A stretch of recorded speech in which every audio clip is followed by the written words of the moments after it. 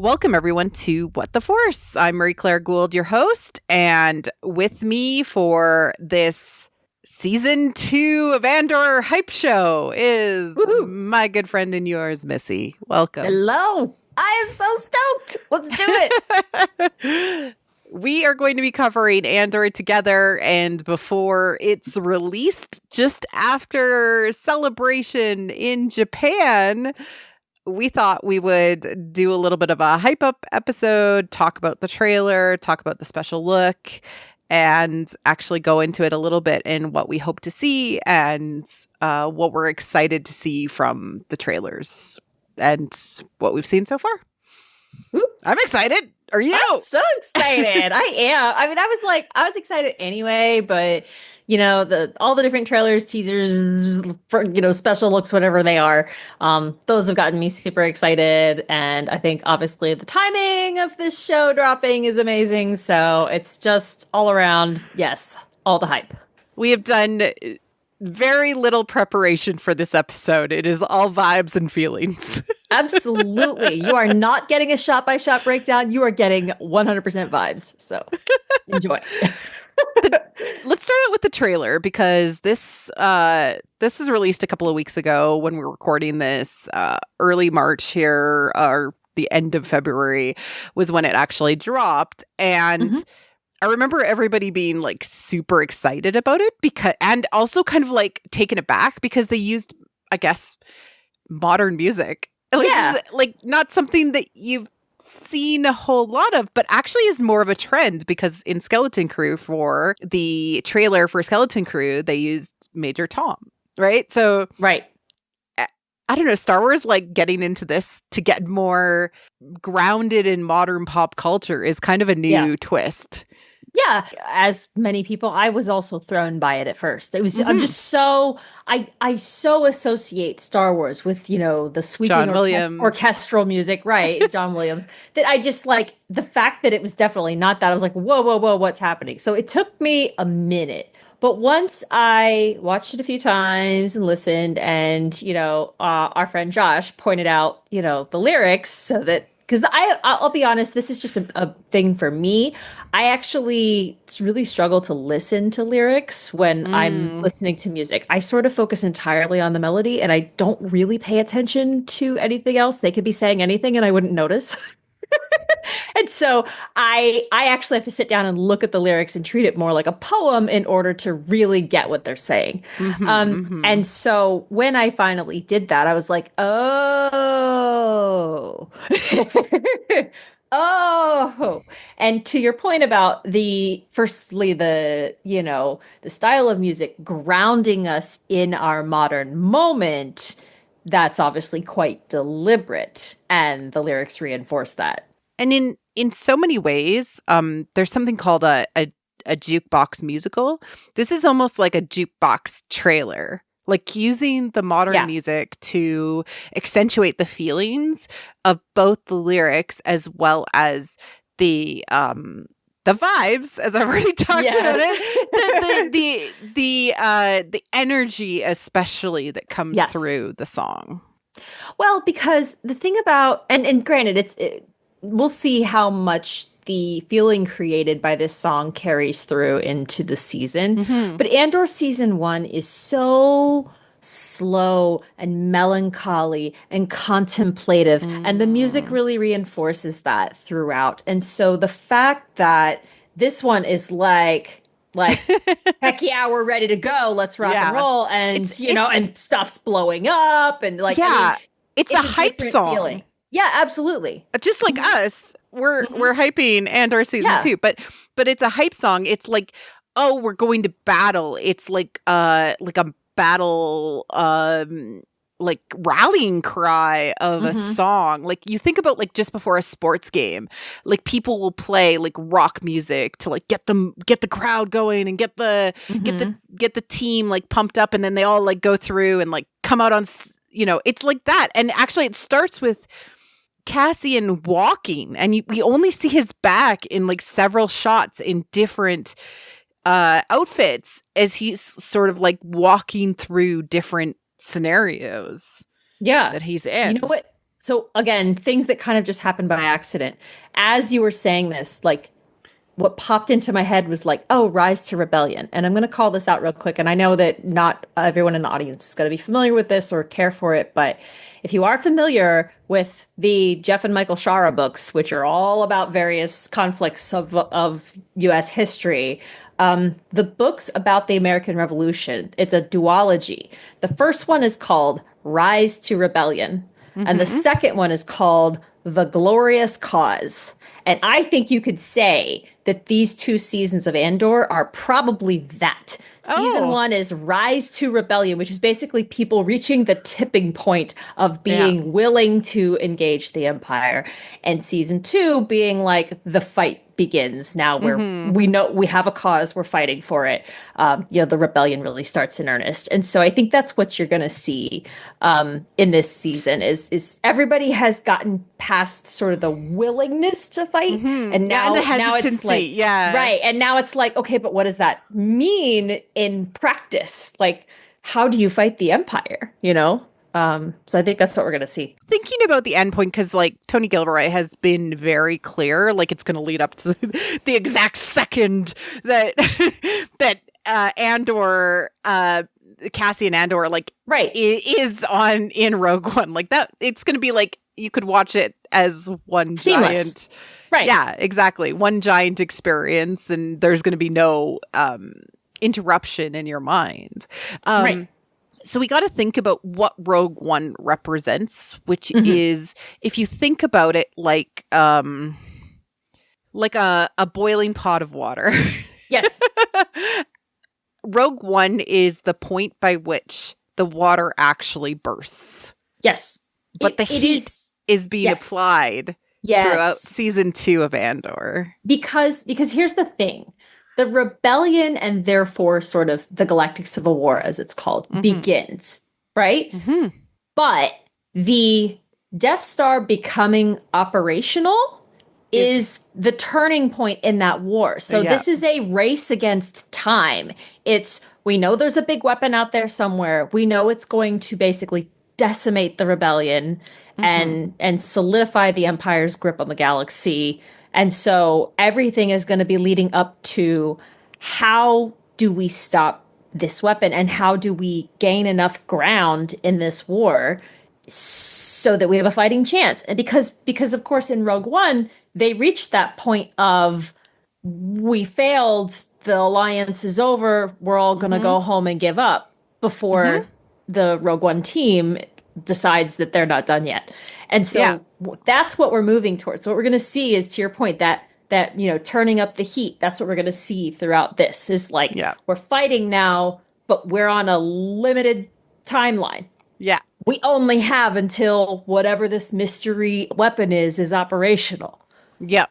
And then it's game over. So, and much about it was that they don't know maybe what's out there, right? So that might also be them discovering different pieces of the puzzle and like, being like, hey, we can do this. And then like the weapon is there, like because so much about Rogue One is like about the Death Star. Right?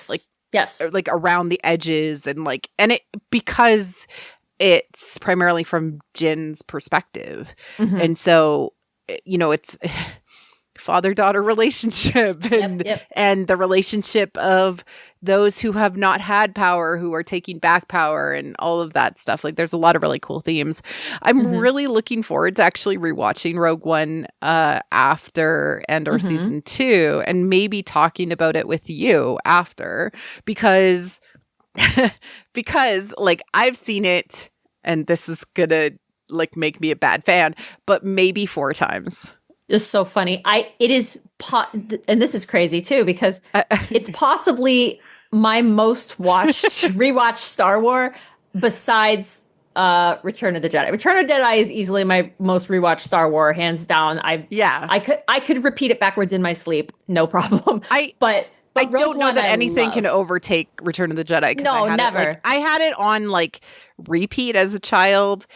I feel like maybe now TFA and Last Jedi might be up there in like the stats, but like Yeah, like Rogue One, I feel like I saw it twice in theater.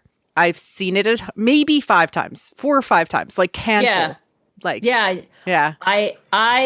I've seen it quite a bit. I lean pretty hard into the fandom as well. Like I'm a very big Rebel Captain person. You know, like for those of you who don't know, that's the Jyn and Cassian ship. Yeah. Which is always kind of barely there, but not really in canon, you know, which is fine. And listen, like they're both dead in canon, so I can imagine whatever the heck I want. Doesn't matter.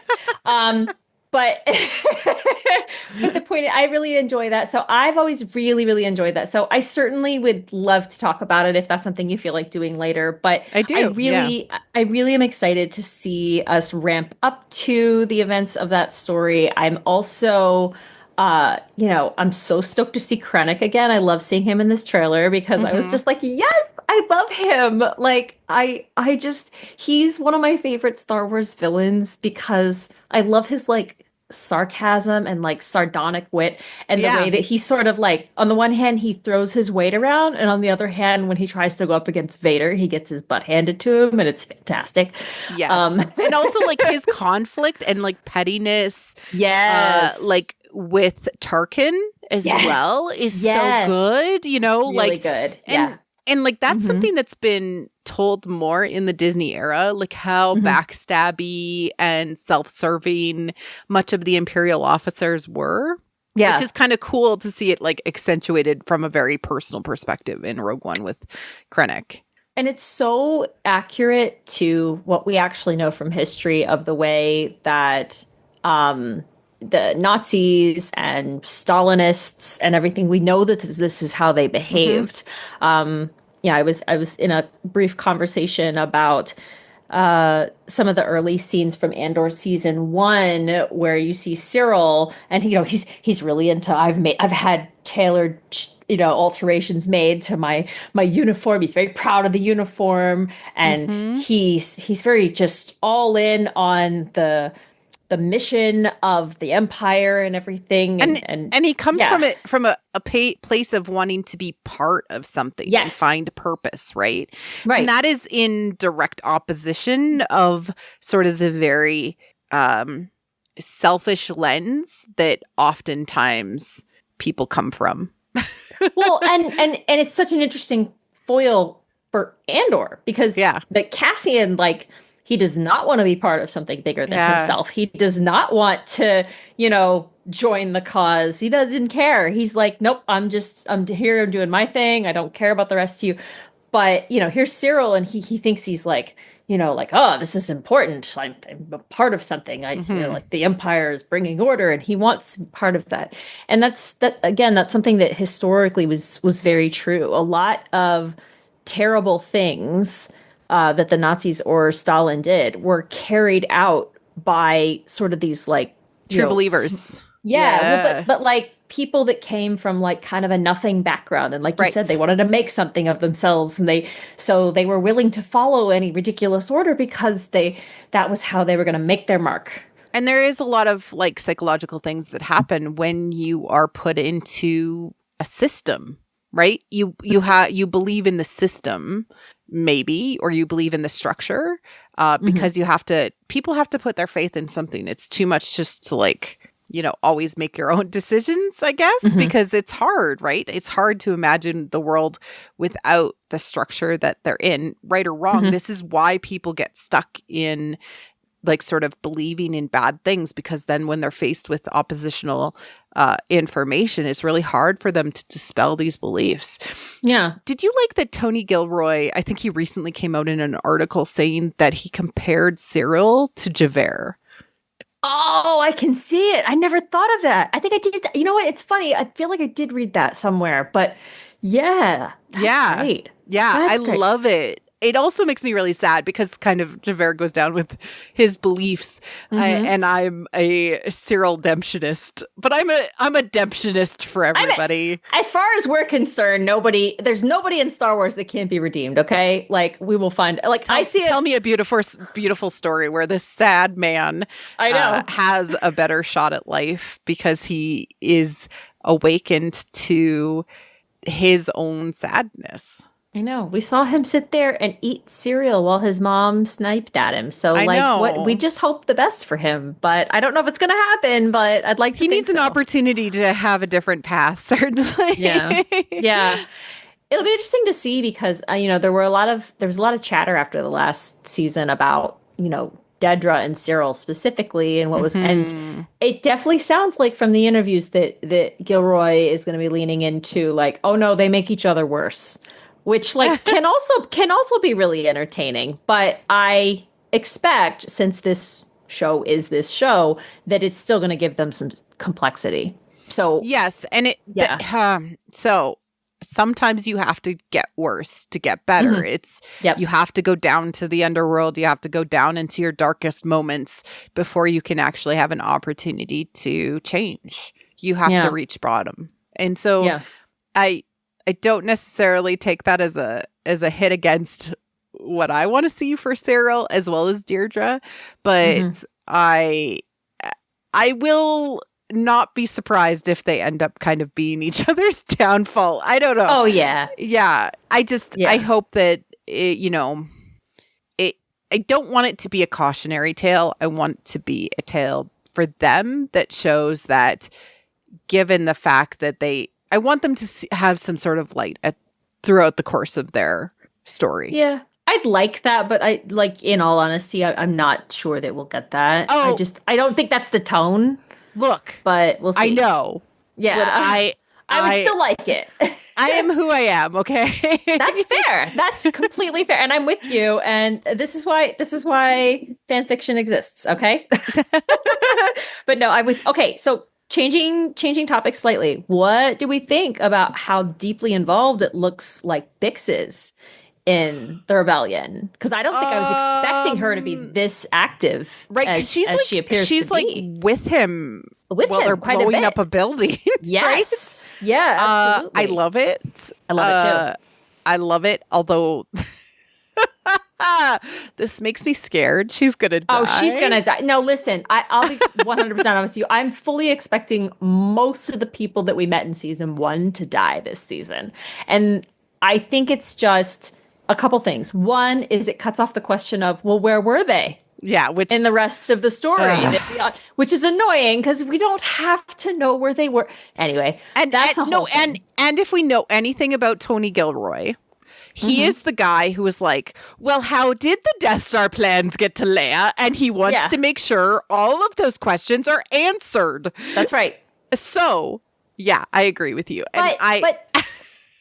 So to his credit, I will say this. Okay, so one of the things that, and you know what? I got to dig it up. I will, for the sake of this conversation, I will go find this and send you the link. And then if you want to share it with the people, you can do that. But there's somebody had a really excellent meta on Tumblr about how, even though, yes, it's sad that everyone dies in Rogue One, if you look at the circumstances of their deaths, it was the natural end point of each of their journeys and represented a personal victory for each of them. Not that they died, but what they were doing, what they did, what they achieved, right? And it represented, overcoming each character's own, challenge, own struggle. And so even though I don't want to see all these characters die, I do have a level of trust that it's going to be done sensitively. Like, I don't expect I would say that to be straight up fridged, for instance. No. And all of the deaths in Rogue One are handled with love. Yeah, I would say. Absolutely. Which is different than other parts of Star Wars sometimes. Yes. So no, I trust Tony Gilroy as a storyteller. Yeah. I have no doubt about that. Where I just think that I think he likes to have a bow on the story. And so either way, the deaths will have meaning, which we've seen that already in season 1. Every death had a meaning behind it as well. Either something Cassian needed to learn or it helped the rebellion along, right? Like with the deaths on Aldhani. Aldhani, the names Aldhani. Oh, don't worry. The names. But with those deaths themselves, they all had a meaning specifically for Cassian's journey. So I trust him. And in so many ways too, Cassian, this is the lens of Cassian. Yes. And how he gets to be in Rogue One. Yes, absolutely. Because it has to be about his journey too. Exactly. Because the thing is, we know that by the time he gets to Rogue One, the weight of everything that he has had to do for the rebellion is just crushing him. Like, he's just getting to the point of, like, he's given so much to the rebellion, and he's done terrible things that he has genuine guilt about. He has to believe they were all worth it. And that's his whole struggle, is he just trapped in this cycle of always doing terrible things for the, the greater good, which he never sees evidence of, right?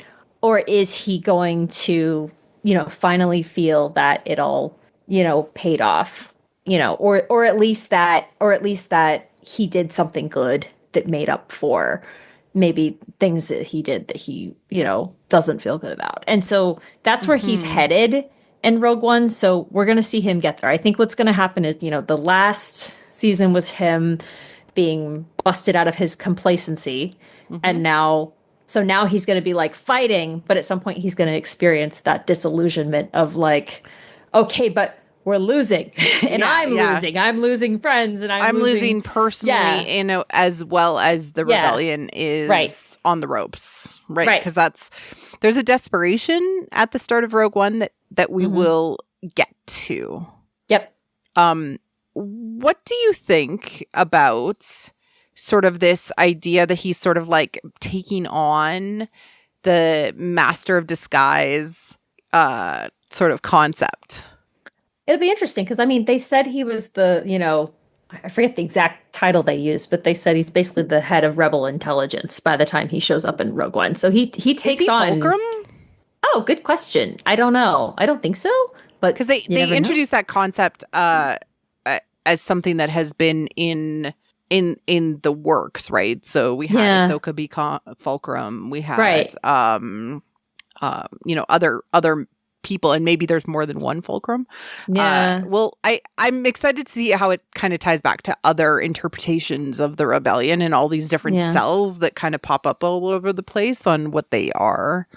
That'll be interesting. So there's a question, by the way. How much rebel stuff do you think we might see in this? Oh gosh, because they brought in the characters in other media. Right. So they could bring them into live action. Yeah. If Tony was amenable. Yeah. I'm just curious because on the one hand, I do think he likes to kind of like keep his story, kind of independent, which I understand.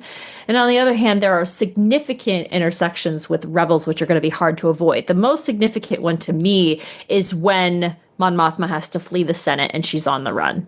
Yeah. Because the thing is that is a really significant moment in Rebels. And I don't see without changing canon in a way that fans might not accept. I don't see how they omit that or change it dramatically. Like, I think a lot of other changes that were made to canon for this, people are willing to let slide. Like, for example, Cassian's origins. He's from Fest in the original canon, and for the purposes of this show, they changed it to, we said he was from Fest, but actually he was from what's it called? Why am I forgetting the name of his home planet? Ferrix? No. The one that they pick him up from. Kenari, that's it. Thank you. Yeah. All right. So in the original, Ferrix is where he like grew up because when he was brought there. Right. That's Kenari fine. is where like the jungle planet that like all the kids were in. Right. But prior to Andor, he was supposed to be from a system called Fest. Is that in the lead up book? Yeah. Again, the only reason I know this is because I've read very carefully researched fan fiction that includes that. Well, it's actually one of the books I haven't read, like associated like with a lead Catalyst. up. Yeah, Catalyst. Yeah. That's it. they they get very loosey goosey about the books themselves and the tie. Yeah, exactly. Books, like because. And even some of the like shows and stuff like that get rewritten. Yeah, I mean, listen. I'm not precious about canon. I really, truly am not. But you mean the abandoned mining planet Kainai? Right.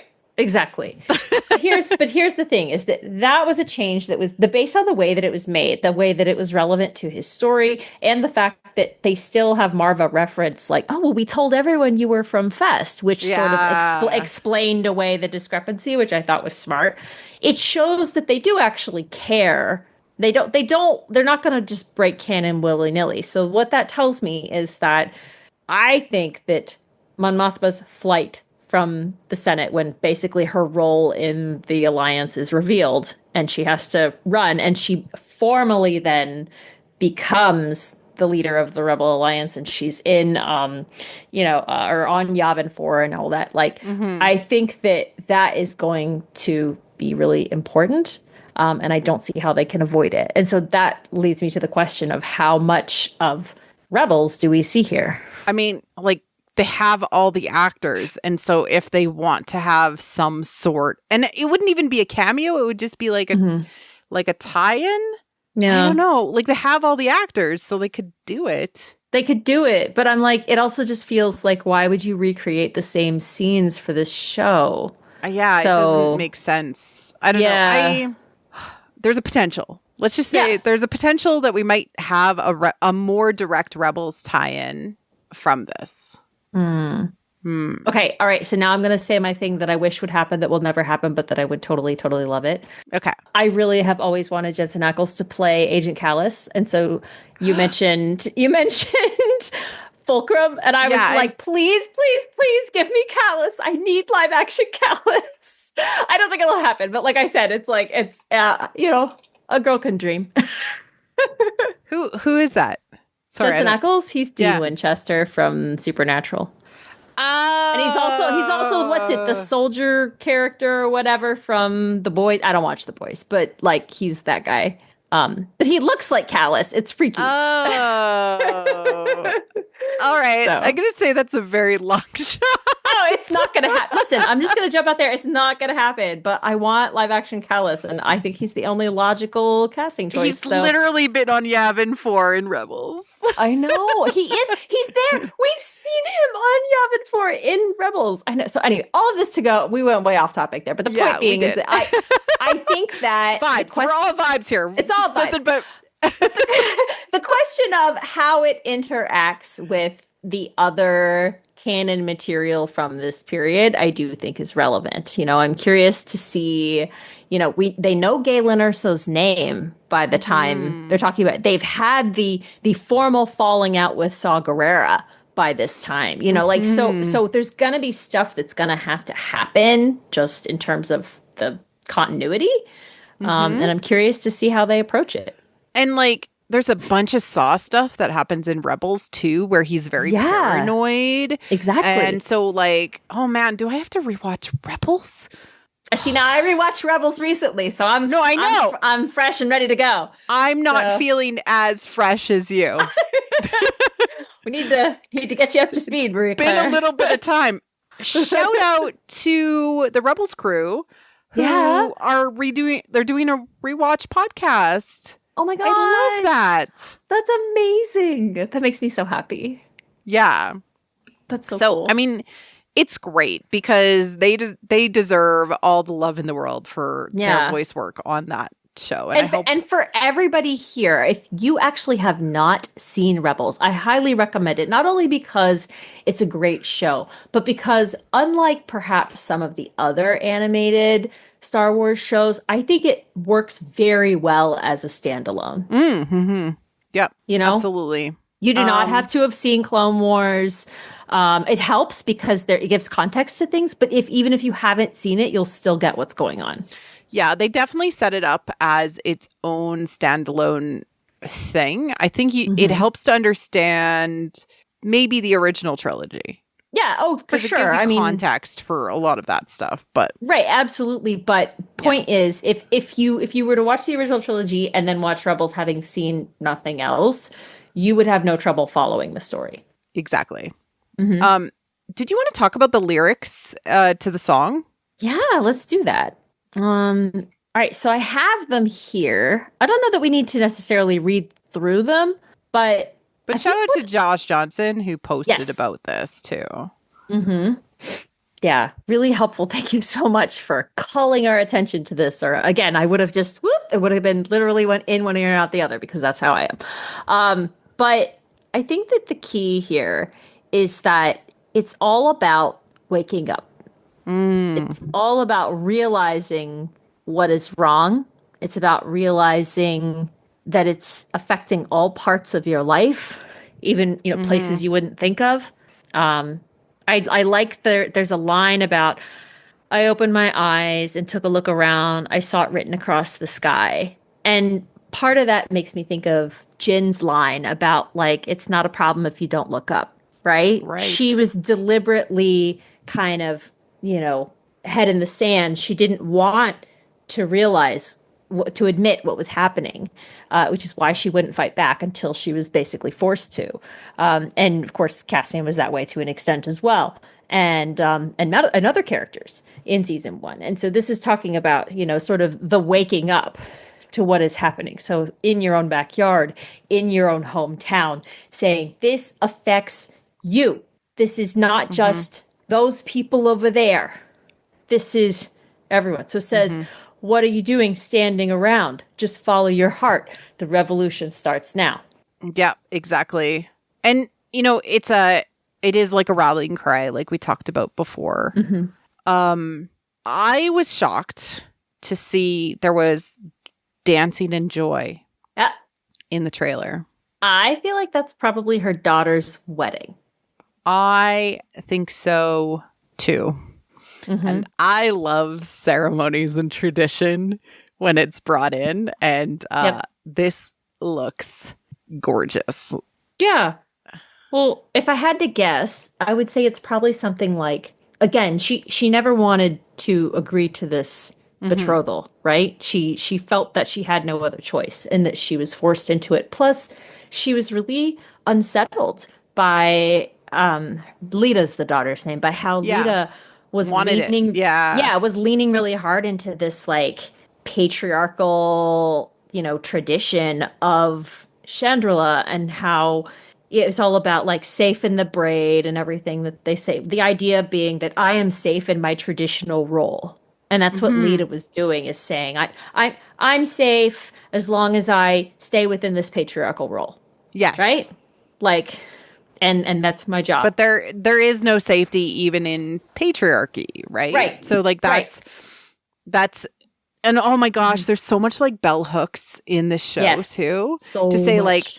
like dominator culture, it's not just the imperialism that's happening, it's also the patriarchy, it's also the capitalism, like who pays for the war machines and everything like that. It's also the white supremacy, which is like the idea that humans view themselves to be better than alien species is, and stuff like that. At least in Star Wars, that's how that comes out. But it's great to see that they're also exploring that from this other lens. But so you think it's going to be the wedding?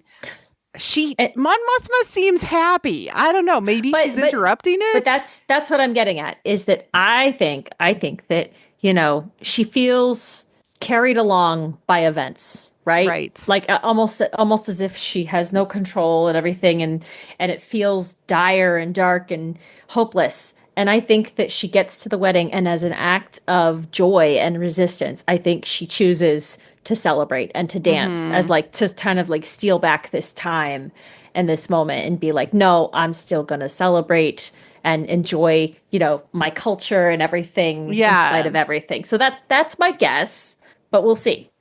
Yes. I was just really happy to see dancing. Yeah, it was great. In Star Wars. I don't know. It shocked me. I was like, what is this? I took it as weddings still happen in times of war. Births still happen in times of war. Love and life still happens in hard times. But that was just my perspective. But I do see what you're saying.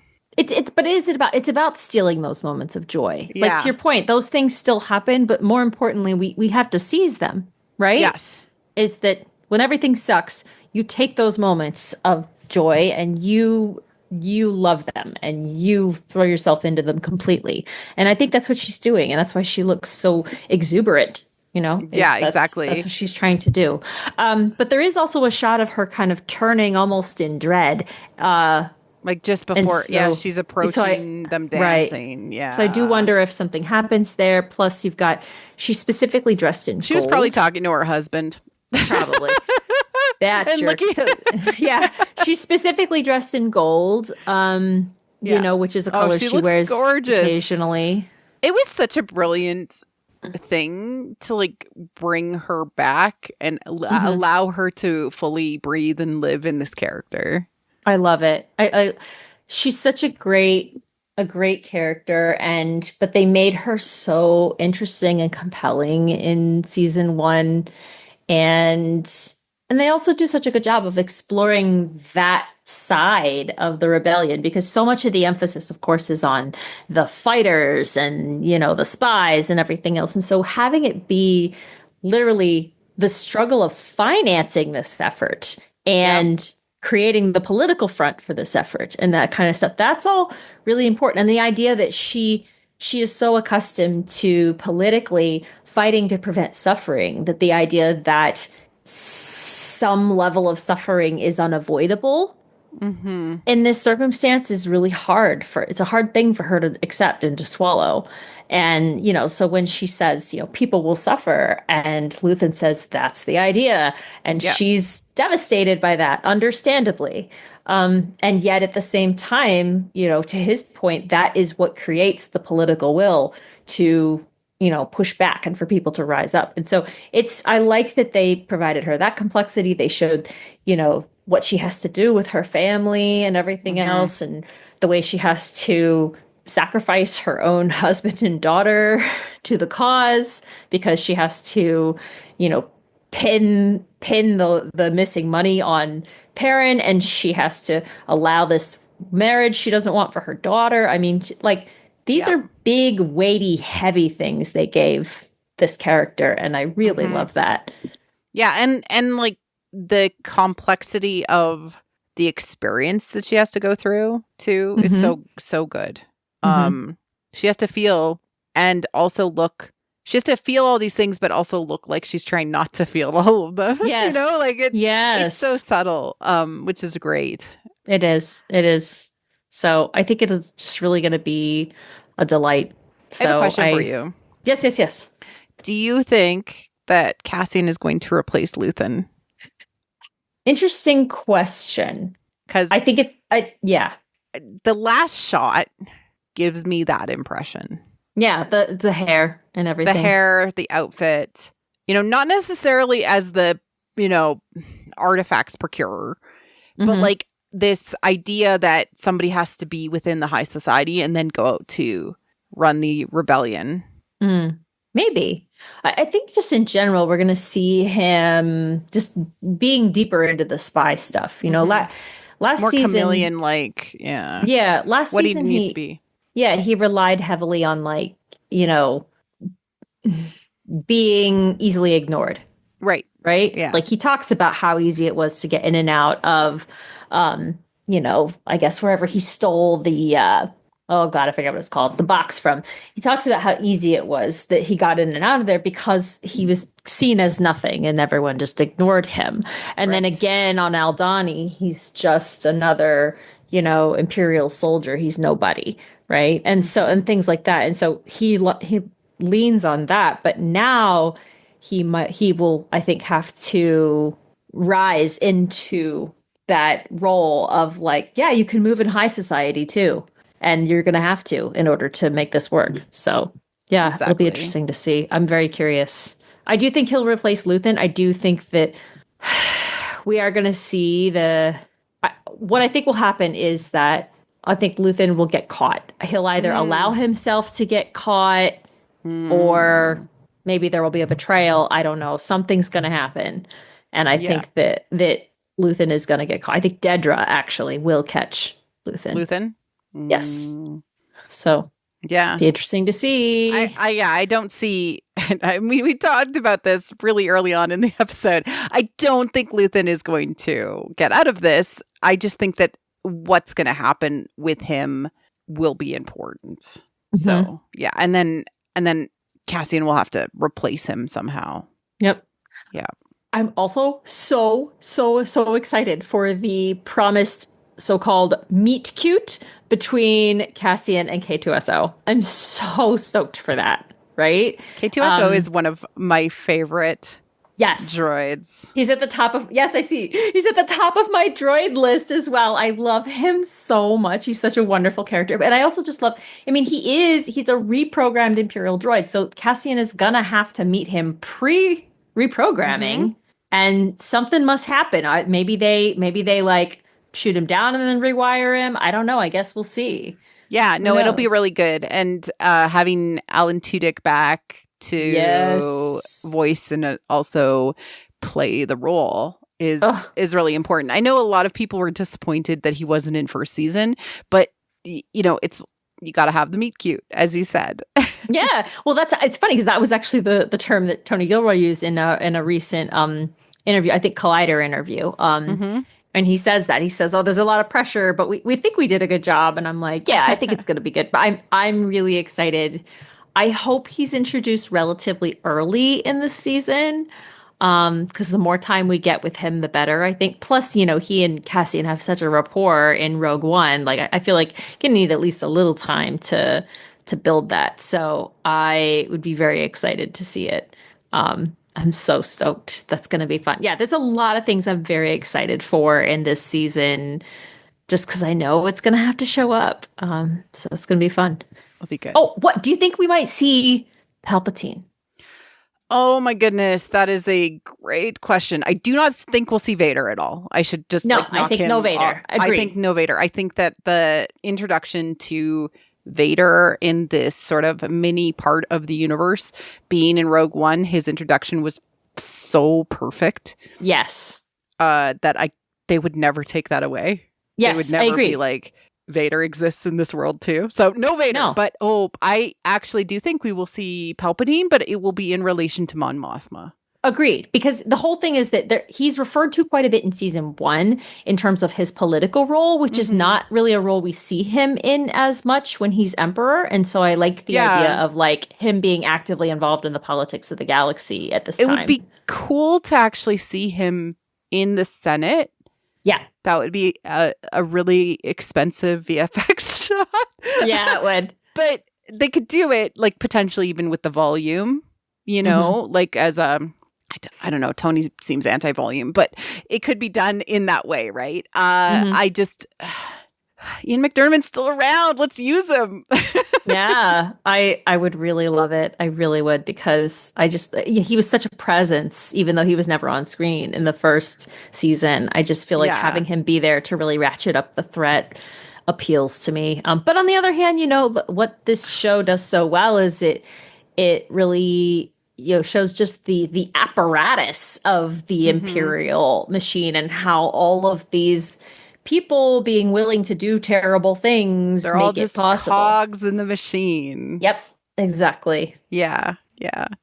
Anything else you want to call out about the trailer? It is short. It's sweet. Yeah. It's fast. It feels fast. There's a lot of that energy. There's a lot going on. There's lots of fighting, explosions, kind of interlaced with, I'm wearing a new costume. Yep. Yes. There's a lot of that. I'm forever a complete sucker for watching the X-Wings lift off. So I'm all about all of that. Yes. Let's be honest. There are certain things when the lightsabers come out, when the X-Wings lift off, or when they drop their X-foils or whatever. Like, S-foils. Those are the moments, S-foils, that's it. Those are the moments that when we're watching as fans, we're like, yes, it's happening. So I'm very excited for that. Yeah, it gets the blood pumping. It does. Exactly. I was, I don't know what I'm most excited about. I think I'm just excited to see sort of the rising action of this season to do with Cassian gaining more confidence. And in some ways, seeing how much that confidence is dashed. Maybe it's just because like I'm interested to see Diego act the hell out of that. Oh my gosh, it's going to be so good. Yes. Because he had to be so restrained last season, and I don't think that will be the case this season. I don't think so. I think that because they are going to be getting closer to the completion of the Death Star, that there is a sense of like, well, as soon as we're done the Death Star, these insurgents are no problem. So we can't allow them to get any closer to that. So it's like that big pushback before. Again, they view the Death Star as there will be no more problems. Yep. Yeah. Briefly before we dig into the special look, did you want to talk about the 3 episodes per week? Yeah. I have a little conspiracy theory about this. Okay. I am actually maybe less conspiratorial than you. I actually think that they just played it and executives felt like they play together better as the arcs and they wanted to release them in that way. That's my less conspiratorial lens. I think that is probably correct. I do. And part of that is because season 1 was structured in the same way. 3 episode arcs for the most part. I think the last one's a little week by week. Mushy. Yes, every week. So I think that they played the feedback and they're like, we just don't trust our audience enough to get it unless they're all together. Yeah. I think that's very much it. I definitely think that was a big part of it for sure. My conspiratorial thought is that all right, I'm going to take a brief detour just to kind of explain why this occurs to me. So did you hear that yet again recently Disney pulled an episode of a new show they have because it featured trans characters? Yes. Okay. They have a history of doing this, not just with trans characters, with lots of other things. Hey, Willow. Yeah, Willow, of course. But they have a history of kind of self-censoring when they're concerned that something isn't going to play well with the powers that be. And so the fact that Andor season 1 became this sort of like rolling cult hit among people who see it for what it is, which is anti-fascist media. And everyone is fully expecting season 2 to ratchet that up even further. I think there are people at Disney who are nervous about what that means. Like, why are we putting out this? Oh, it's just a Star Wars story. Putting out this anti-fascist media in the middle of, And I mean, smart people know what's going on. Yeah. Like, do I really think that's the real reason that they're dropping in the 3 episode arcs? I mean, again, realistically, probably not. And at the same time, I feel like there's somebody going, man, the faster we get this over with, the better. Yeah.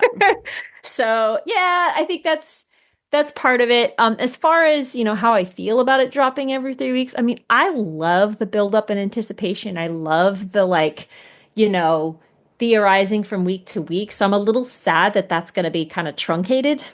Missy, Tony apologized to us specifically. He did, but but this is what we're saying. So Tony gave a comment in an interview where he was like, yeah, that's going to be really hard on the podcasters. And Marie-Claire and I were like, oh my gosh. Like, get ready for Willow length episodes, kids. That's right. And those of you who are around in the Willow days know that we can hit 3 hours or more. So be prepared. Be prepared. And do not expect them to come out right away, because I need some time. Yeah, it will take time. It will take time to watch them multiple times so that we can, record our thoughts, and it'll take time to actually create the recordings. And then, of course, the editing. I mean, Marie-Claire, I feel like you might, I know you don't usually do the tip jar thing, but you might need to put that out there for the for the editing effort, because my goodness, that's going to be a lot. Yeah, I'm gonna think about it, because I think, and I'll be in Japan too when the episodes drop. Originally, I'll be back in time the first ones, to record. Yeah. But it is like something that I'm like thinking about, like, when am I going to do this? Am I going to try to like watch them and like think about it? Or am I just going to use my 10-hour flight home? Yeah. or maybe I'll just get us raw and uncut and you just have to deal with it. So I don't know. Yeah, exactly. Like or like jet lagged Marie Claire for the first 3 episodes. Like, like, I don't know what it's going to look like just yet. So be patient. Yes. We're working on it, we promise. So. Yeah. But yes, Andor Declassified will be returning with Missy. Unfortunately, Alex is pretty busy right now and so was not able to join us. And he does love the show, so I'm sure he's going to be watching along either way. Yes, and I will be going back and listening to all of your season 1 episodes to ensure a level of continuity with your conversations that you had. So recommend everyone else does the same. The thing I love about Alex is he gets all of the movie references and calls them out, which I have less of a, like, I don't know, lens eye to that. And he's very good at that sort of feeling like that. All right. So let's dig into the special look. So what I'm going to do right now, I'm going to watch the one that is on Disney Plus. Emergency broadcast, if you can hear me! We are not who we were when we started. Imperial ships are already landing! We need to speak out, we need to stand up. Is there no one who can help us? We need a pilot. A soldier. Everything I did for the rebellion. Revolutionary movements are spontaneously happening all over the galaxy. How those come together is the stuff of our story.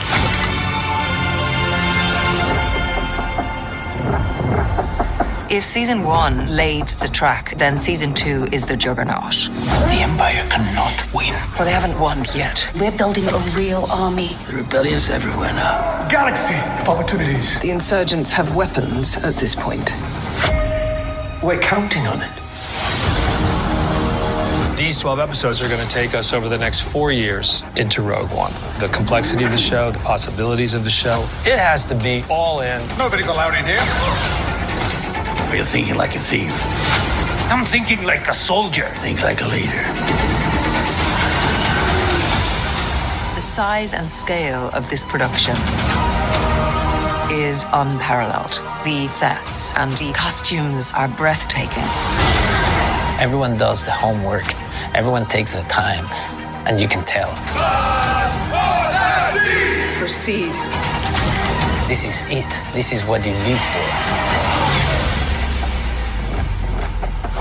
It's human. It's incredibly truthful. And it just happens to be in a galaxy far, far away. It's the urgency of the situation.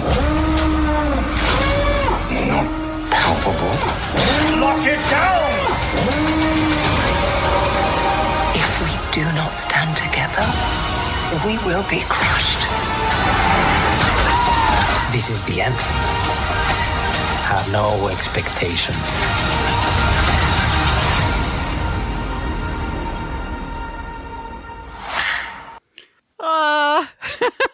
It looks so cool.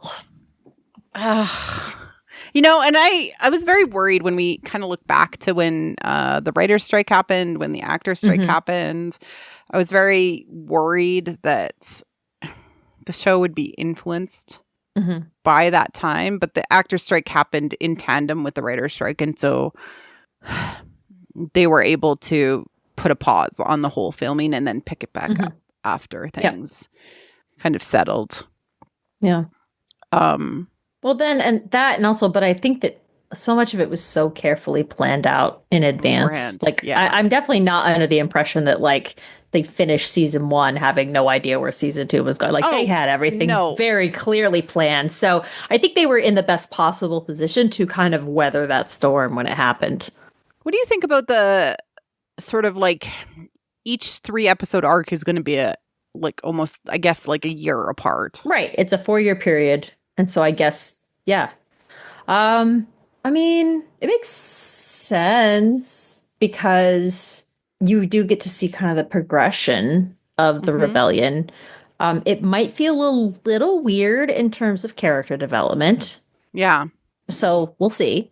But yeah, I think that works. I think what's going to happen, obviously, is that each one is going to have to center around some kind of turning point.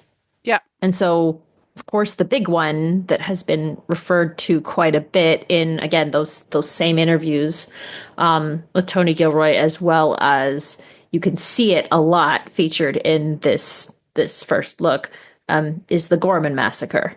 Mm-hmm.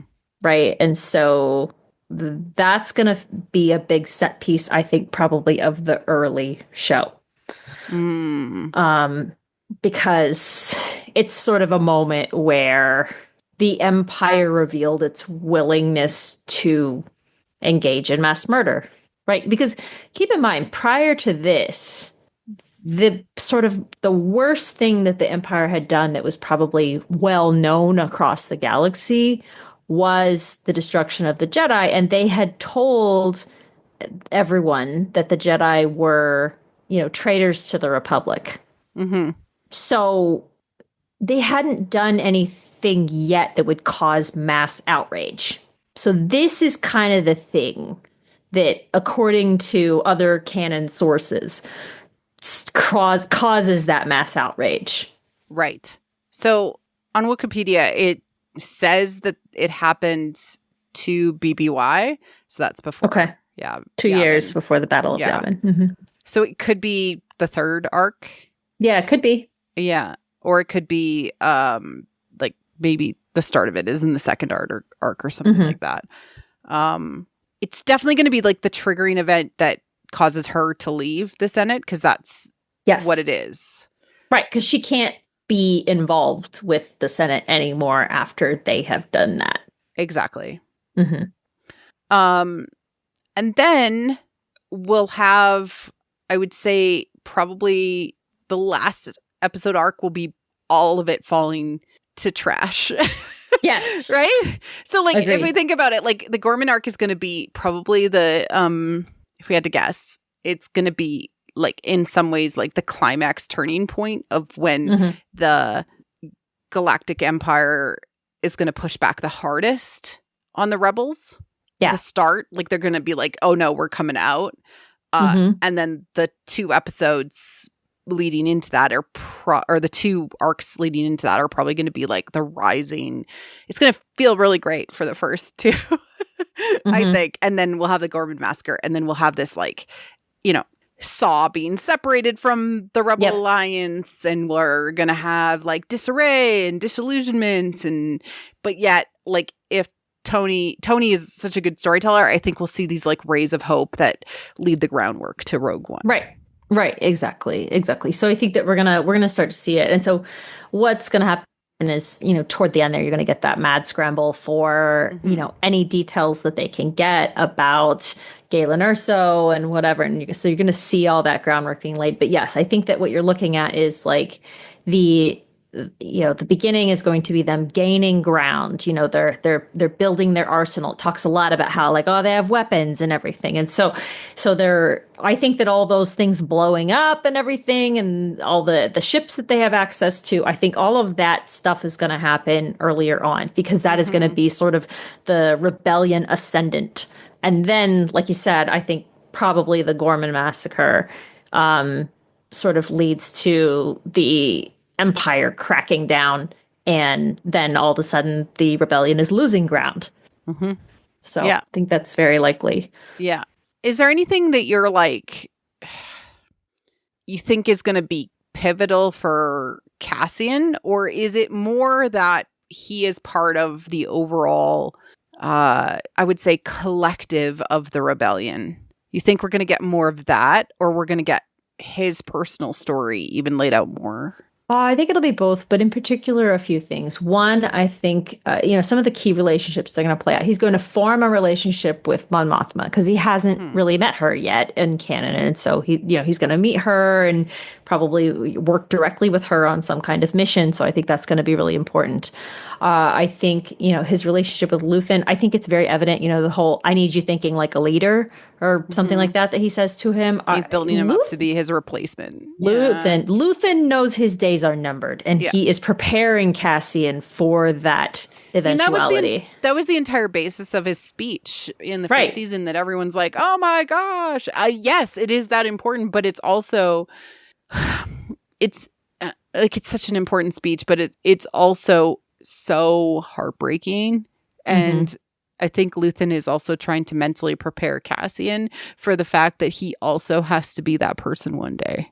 Yeah, exactly. It's like, you are going to have to lead this, and you probably will not survive it. Like, that is what he's trying to prepare him for. And so I like that he's putting that kind of pressure on him. So I think that's going to be a big part of Cassian's growth and development. And then lastly, I think there is evidence from this trailer, from this first look, that he's going to rekindle his romance with Bix. And then I think she is going to die. It's going to suck. We hate it. It's gonna wreck him. She can't be fridged. I don't think she'll be fridged, but I think it'll be devastating for him. I just hope it's not done in a way that's like, and now I rebel even more. I just don't need it as a motivating factor. I just need it. If anything, I think it actually might be the opposite. I think they could use it to make him lose hope. Yeah, I think it's possible that it'll actually destroy his will. Different than the American monomyth. It would be very different. And actually seeing him grieve would be really interesting, I think, as well. The thing that I've been thinking about is how, they're saying it's spontaneous, these rebel events that are happening, that are popping up all over the place. But there's a boiling point of the human spirit that happens, right? And once people start collecting together, it just takes two people to have a conversation to say this isn't right, and then it starts, right? And so I do think that will be interesting to see how they tell that story as well, how the spontaneous rebellious events are happening. Yeah. Well, that's a big part of Rebels too, is that, the idea that there are multiple rebel cells, and what they are trying to do is sort of what Fulcrum is trying to do is to bring them together into a single concerted effort. And of course, this is taking place at the same time, because Rebels starts 5 years before. Yeah. 5? I think 5. 5 years before the Battle of Yavin, I'm pretty sure. He's 14. Ezra is 14, and he was born on Empire Day. Same with Luke and Leia. So, oh my God, he's like the triplet. He's like the triplet. He's like the third. He's like the third wheel guy. No. Triangles. What are you talking about? I said triangles. No, I know. So it's 4 years before. They're more or less happening at the same time. Yeah. Concurrently. And if you've watched Rebels, there's a long period of time where they think that they are acting alone, and they're not really aware of anything else happening in the galaxy. And then as they sort of gradually become aware, and then they start to cooperate, and eventually they become leaders in the Rebel Alliance. And it's really cool actually, because there's a lot put into bringing certain strategic partners on board. So for instance, when they capture certain ships that they need, or, when the Mon Calamari finally come on board, that's a huge boost for them and everything else. And I think that could be really interesting to see in Andor, because that will be a really excellent setup for the moment in Rogue One where it looks like the alliance is breaking. Right. Because we've seen kind of all the players that remain by that point around the table and around those hollow tables. Yeah, right. Explaining the plan, etc. And then being like, no, this isn't going to work. And Rogue One's like, no, we're going. Yeah. Exactly. what else is really cool? There was like this cool shot of a knife, and I was like, that looks like a ceremonial knife. Is that in Luthen's shop? Yeah, I'm assuming it's in Luthen's shop, and then it ends up somewhere else, maybe. Yeah, that was really cool. And knives are really interesting in Star Wars. There's not very many of them. So I'm interested to see what that knife is.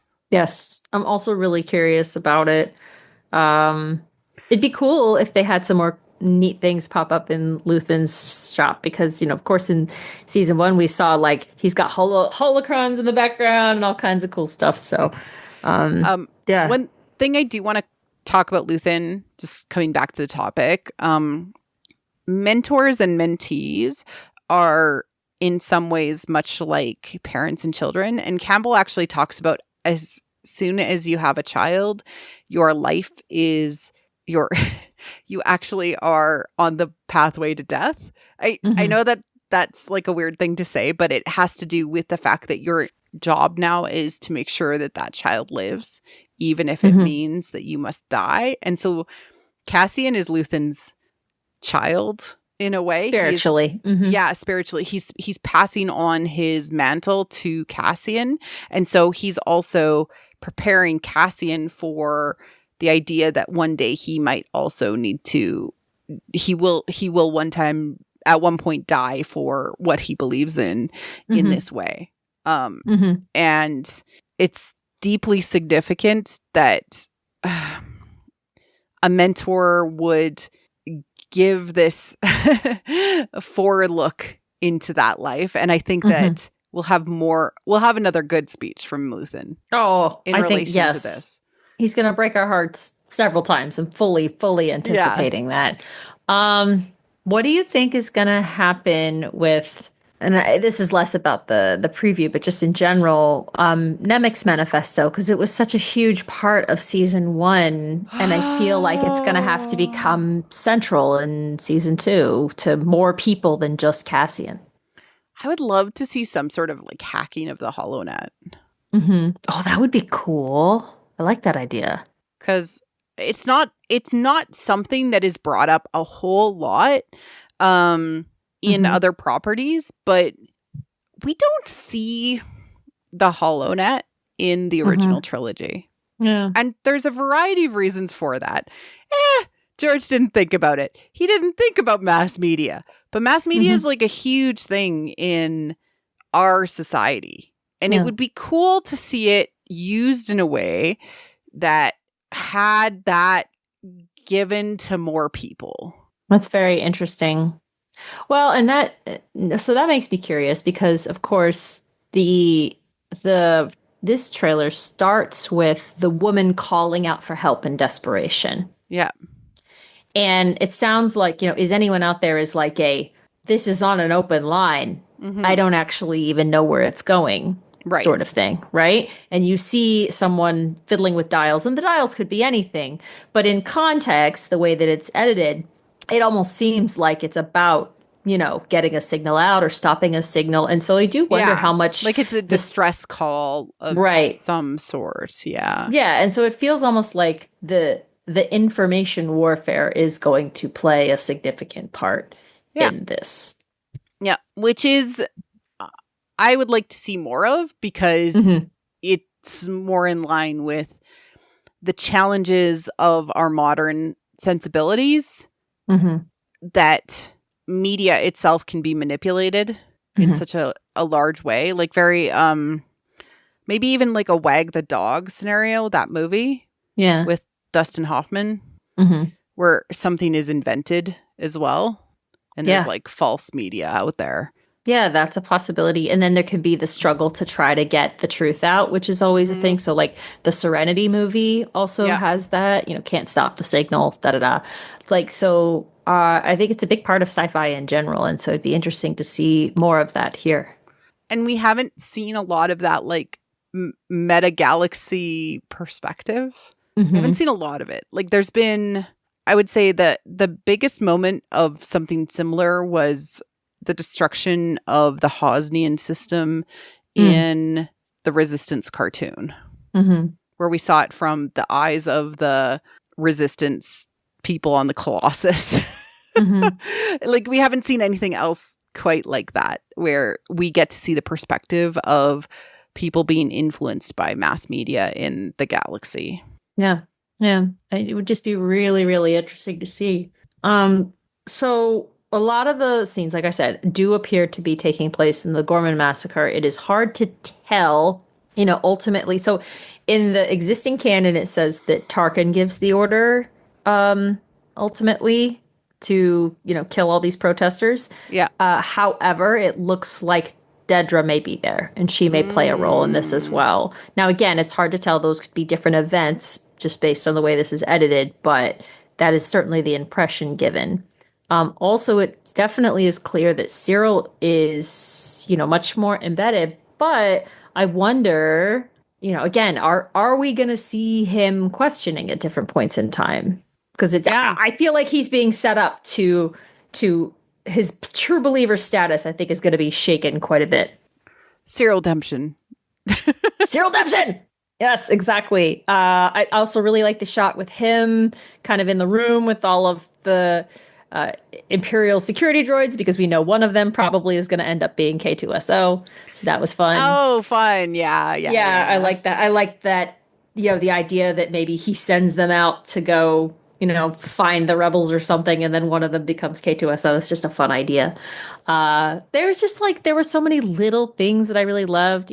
There's the whole thing, the voiceover of, well, we need someone to be a pilot and a soldier. And that's where we get back to this idea of Cassian has to become the chameleon. He has to be able to be all of these things to all these people. That's his job now.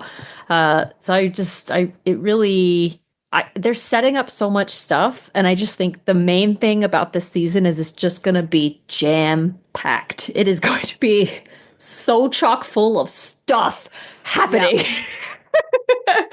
There's going to be a lot. So, yeah, wild. I think one of the main things that surprised me about the first season was actually how mythic it was, even though there's no Force. There's no Force users except for, the occasional idea of a Force user. Yeah. So no, there's none. Yeah. I'm really looking forward to digging into the motifs and seeing sort of what it's being told from a collective unconscious perspective too. Mm-hmm. Well, so a few things I think will be very interesting. Upon rewatching the season, I became aware of how many times a character says climb. And the thing is, the first time I watched the season, I remember the only one I actually noticed was Nemec saying climb when they're trying to get out of Aldhani, right?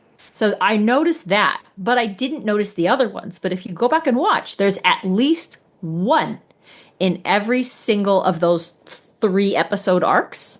Each 3 episode arc has at least one time where a character says climb. And it's always like for instance, in the first arc, I think it's when Marva is trying to escape Kainai with Cassian. They're trying to get out, and there's like a sunrise, and of course that feels very similar to like the Death Star, the blinding light of the Death Star at the end of Rogue One. So I like that sort of bookending of Cassian's experience, like his life beginning with this blazing bright light and then his life ending with it as well.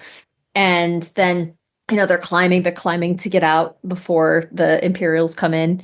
And then obviously Nemec climb when Kino tells everyone to climb when it's time to get out of the because the 5 because the elevators are shut down, so he says climb, so they're all climbing out.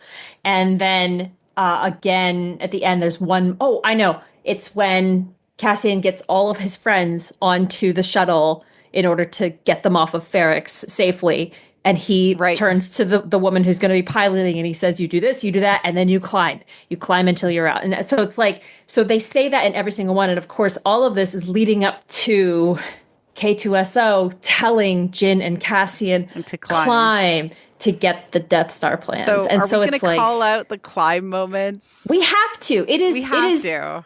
They repeat it so often. It's so purposeful. Much, Missy. That's great. it's purposeful. I'm really looking forward to seeing all the places where this appears in season 2. Climb, because it's so cute. And I love the idea of it, because climbing, when you think about what it is that it's a hard thing to do. It requires, you have to kind of force yourself through it. It requires this brute strength,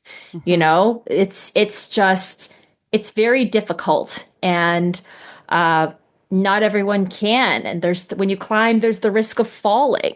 And there's just so many things about that. Of course, Cassian does fall in Rogue One. So like the whole thing, climb, it's a really hard thing to do, and you might not succeed, but you do it anyway because it's the only chance. And I love that as a theme for this story. Absolutely. That's great. Let's pay attention to it. And we will definitely call it out, as well as if you, as you are watching, see it as well. We want to hear you let us know as well. Yeah. Make sure you tell us. I'm also really excited to watch this along with like a very engaged What the Force crew, because they're always so good at calling out really amazing things that sometimes we don't even spot. So, I think this will be a really fun experience to watch it with the usual suspects, as well as the entire What the Force listening audience. Yeah.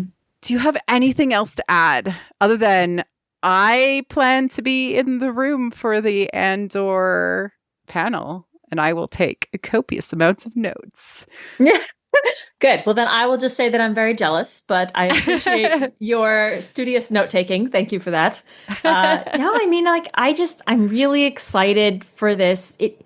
I will just say it's nice to have something to look forward to right now.